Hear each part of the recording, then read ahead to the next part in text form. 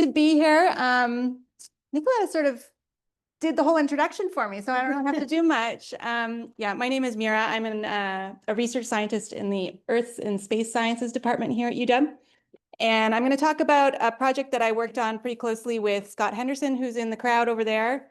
And yeah, so I'll just go ahead and get started.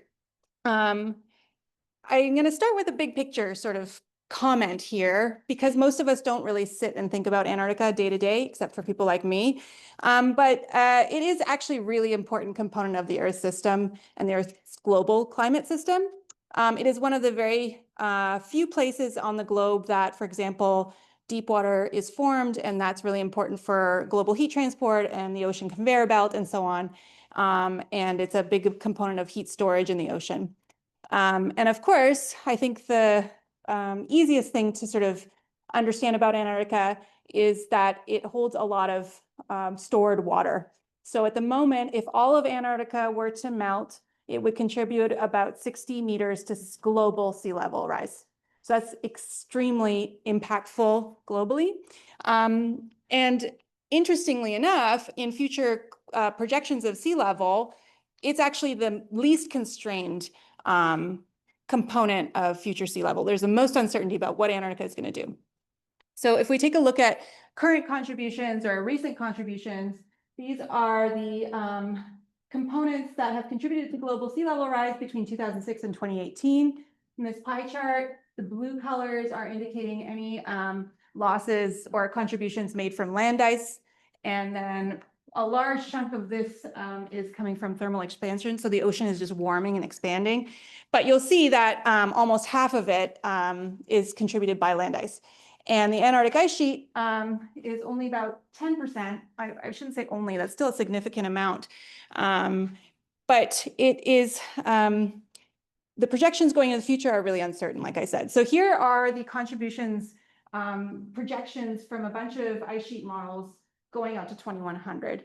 And you don't have to pay attention to the blue or the gray curves, but basically these are a bunch of different ice sheet models that have been forced with different external forcings, and these are the outcomes. And one thing you might notice is that some of them show negative values, whereas others are going up to 30 centimeters of sea level contributions going into the future at 2100.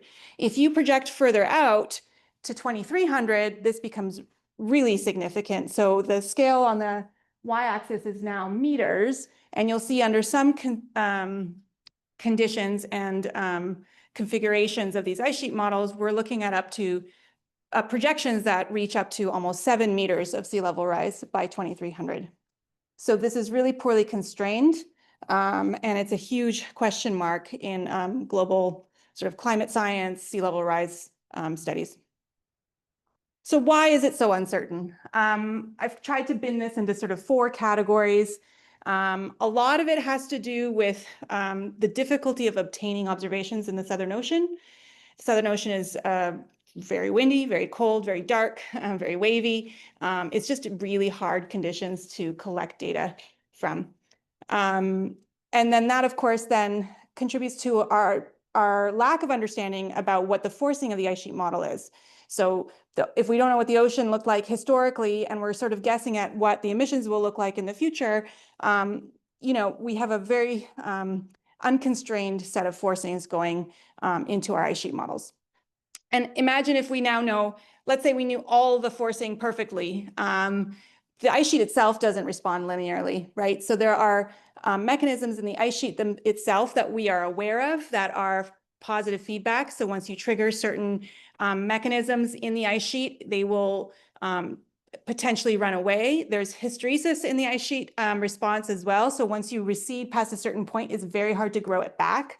So there are tipping points involved. And then there are the unknown unknowns. So these are responses and mechanisms that we aren't even aware of that are taking place in Antarctica potentially. So that adds even more to the so-called deep uncertainty in Antarctic projections of sea level rise. And then, of course, model choices. Our ice sheet models aren't perfect. And so you have to make some choices about parameterizing certain processes and so on, and that leads to further uncertainties. Today, I'm just going to focus on uncertainties arising from the forcing And to start, let's just back up for a second and think about how the Antarctic ice sheet works. So this is a very simple schematic of the ice sheet. It's largely grounded on bedrock. Snow accumulates, it condenses, it turns to ice. That ice deforms and flows down toward the ocean downstream. At a certain point, it thins enough that it becomes a floating ice shelf. So that's distinct from the ice sheet. An ice shelf is different. It's a floating tongue of ice that sits on the ocean. So the ice shelf itself does not contribute to sea level rise. It can break off and do whatever, and it is not adding to sea level rise. But it is a really important component of sea level rise because it more or less modulates the flow of the ice from upstream. So what can happen is if your ice shelf becomes weaker, it weakens the backstress of the upstream ice and the buttressing weakens. And so you're allowing more ice to flow downhill. It's kind of like a cork in a bottle or a wine bottle. You open up that cork and more ice can flow downstream. So if you weaken the ice shelf, you're essentially adding more contributions to sea level rise, even though the ice shelves themselves aren't adding to sea level. So how does the ice shelf erode? It's with warm ocean water. And in fact, it's not because oceans are warming. The Southern Ocean is cooling at the surface, and that's a whole other thing, and I'll show you about that later. But it's the changes of circulation of different water bodies that are contributing to bringing warm, relatively warm, salty water to the base of these ice shelves and eroding them from below. So here's a really, I don't know what you can take away from this figure. I like it because it kind of gives you a sense that there's like a third dimension here, right? There's depth in the ocean, and there are different water bodies with different properties of salinity and temperature that move around in certain ways. And so you have strong westerly winds, more or less circling the continent unobstructed by land, right? It's like the strongest wind system in the world. And then that ends up putting wind stress on the ocean, and that forms like a really strong ocean circulation called the Antarctic circumpolar current. Underneath that current, there are all sorts of different things happening, and the warm ocean water that is matters to the ice sheet is this so-called circumpolar deep water, CDW. So when I use that term, that's what I'm talking about. It's this warm, salty, dense mass of water, and it circulates around the ice sheet. And sometimes it can make its way up onto the continental shelf and reach the ice sheet itself and begin to erode the ice shelf. So here is an example of this happening, just sort of in a schematic form. Once again, there's the ice shelf coming out, floating downstream of the ice above, and then you have a warm circumpolar deep water that occasionally can make its way up and onto the continental shelf and begin to erode the ice shelf. So this is the process that's primarily believed to be causing the current observed mass loss that we're seeing in Antarctica. So these are, on the right side, satellite-derived mass loss rates of the Antarctic ice sheet. And you'll see there's a really strong sort of bullseye and what we call the West Antarctic ice sheet. And it's a tricky spot because it also is one of the spots that has a lot of these feedbacks that I was talking about. Once you start melting it and unpinning it, it can sort of run away. So it's concerning. So what controls circumpolar deep water is really the question of the project that I was working on with Scott. And turns out, I mean, it's a number of things. It's a lot of different things. And it's both really large scale processes, far field teleconnections in the atmosphere and ocean. And then it also comes down to really fine scale processes. So it's a problem of many, many scales. And so I think this figure, I don't want you to take away like details of it, but I do want you to take away the fact that there are a lot of potential things happening at the same time that are leading to circumpolar deep water intrusions onto the shelf and making its way toward the ice sheet. So for example, far field winds, the strong westerlies, then you have the production of sea ice. So when sea ice is produced, it freezes and rejects salty water. That changes your thermal and salinity profiles in the ocean, which can lead to blocking and certain other it can lead to the thermal and salinity profiles in the ocean can either promote CDW access or sort of prevent it. There are also details about the actual bathymetry of the shelf here. So when the ice used to be expanded in past glacial events, it has now receded and left these sort of troughs that have been carved into the bathymetry of the ocean. And the CDW, when it rises up and makes its way across the continental shelf, it uses those troughs preferentially because it's heavy water. So it sits in those troughs and makes its way toward the ice sheet that way. So there are a whole host of things that are contributing to CDW intrusions toward the ice, toward the ice sheet. So the problem is that standard global climate models tend to struggle with these sort of processes, especially the fine scale processes. So standard global climate models run at a 1 degree resolution. That's about 100 by 100 kilometer grid cell at the equator. And that means that major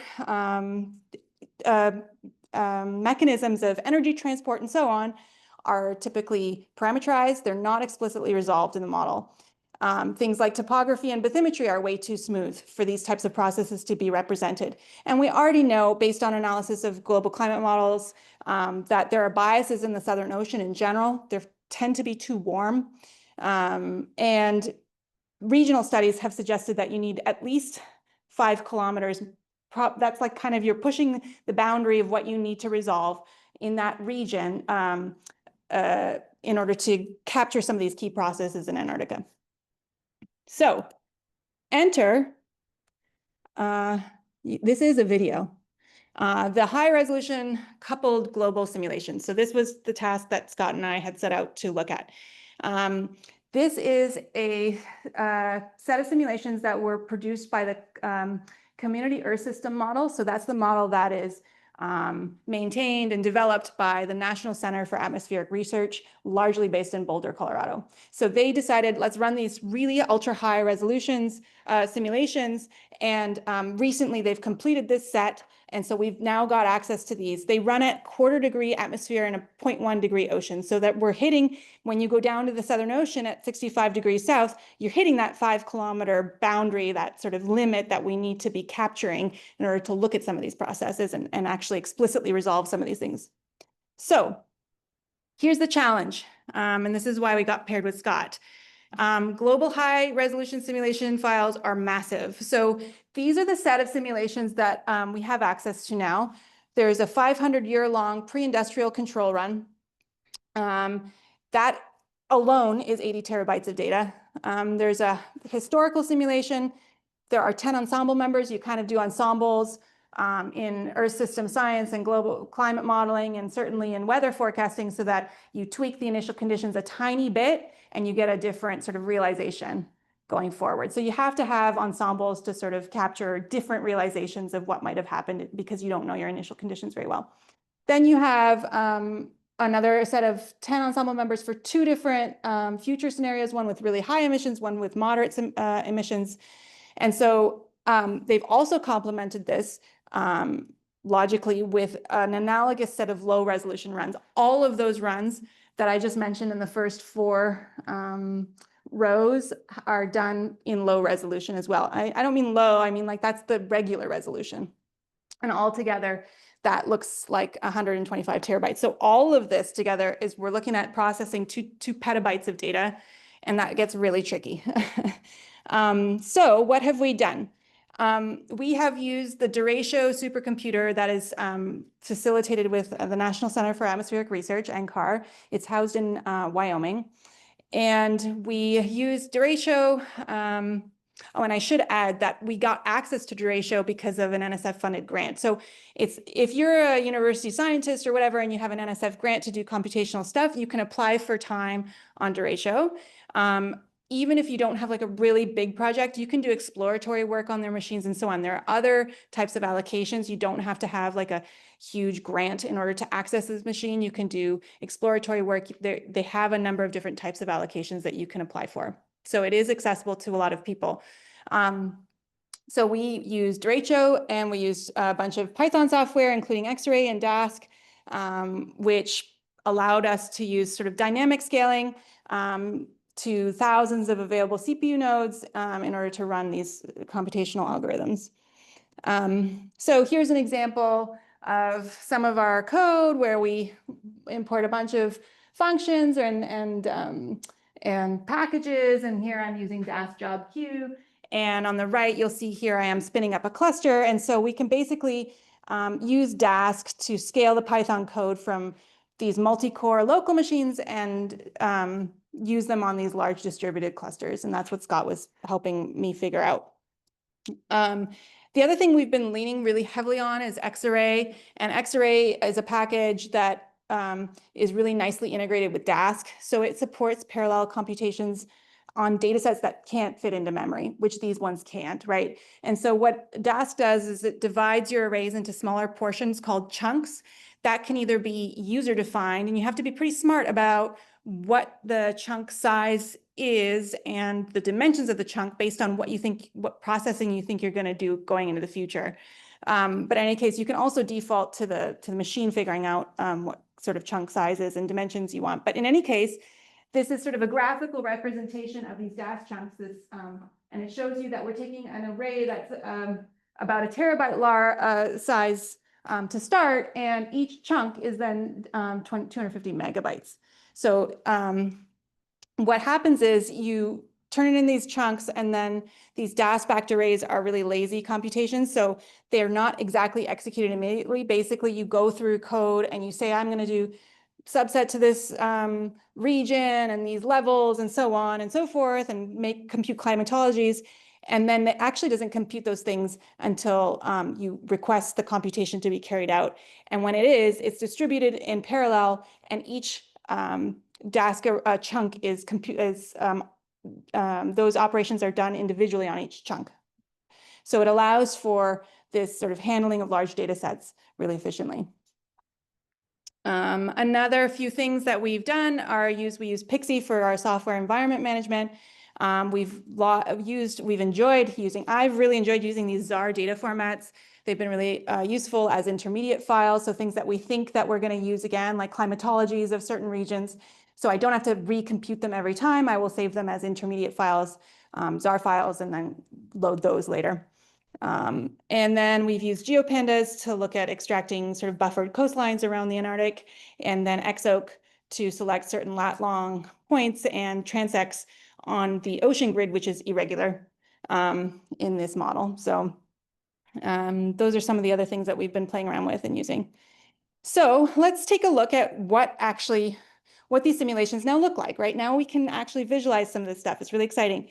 These are ocean surface velocities on the left in the nominal 1-degree resolution simulations, and on the right in the high resolution simulations. So you can see the surface velocities are way more complex. There's a lot more activity going on, and reaching much higher velocities than we can resolve in the 1-degree. As a point of comparison, here's a snapshot of observed surface velocities so that you can see what an observed surface velocity might look like. These are inferred from satellite altimetry, but in any case, you see a lot of these eddy structures in reality that you also see in the high res, you do not get in the low res.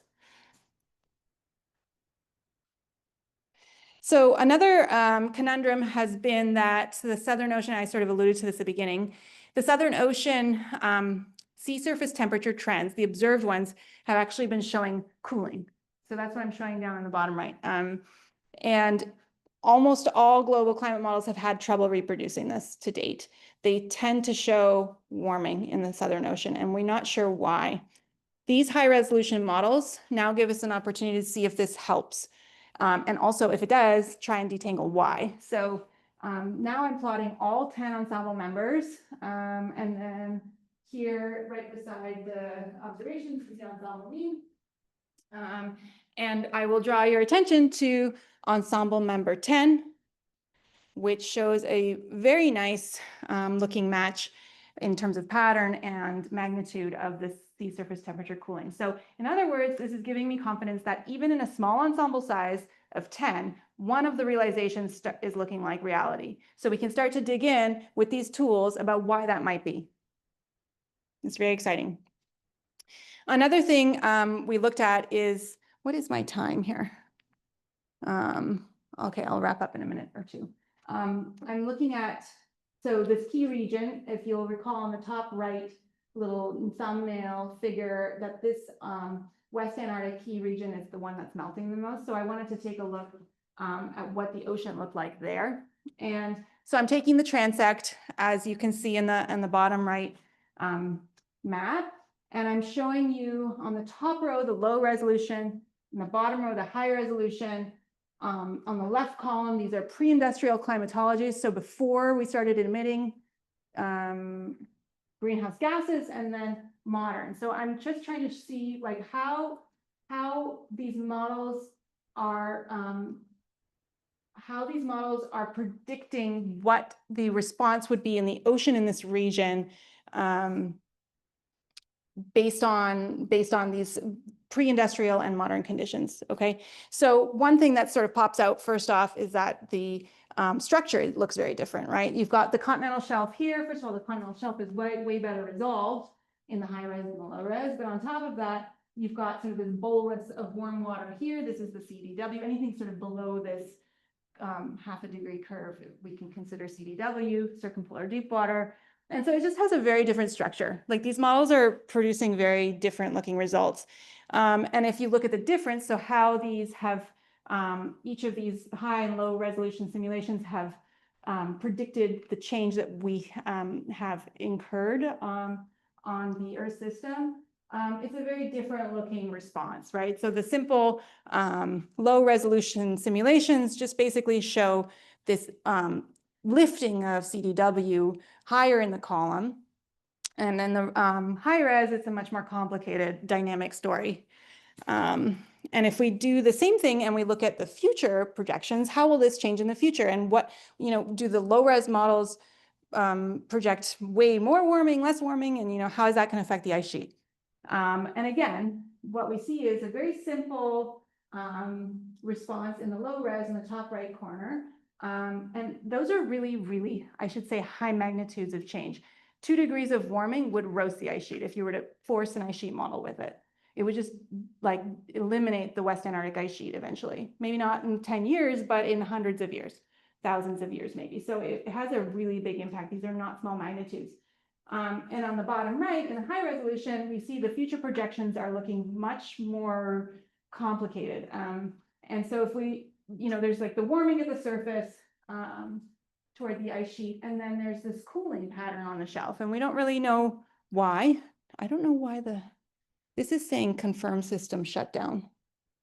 I'm going to try and say no, but I don't know. No. Okay. In any case, I have 2 more slides, I promise. So if we take a video of what's happening, what we see is, projector shutdown in progress.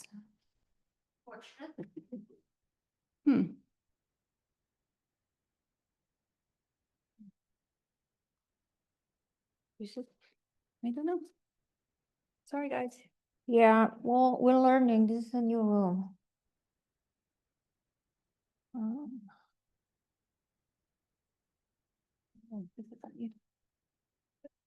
want me to keep talking? We'll keep talking, but we're not seeing anything.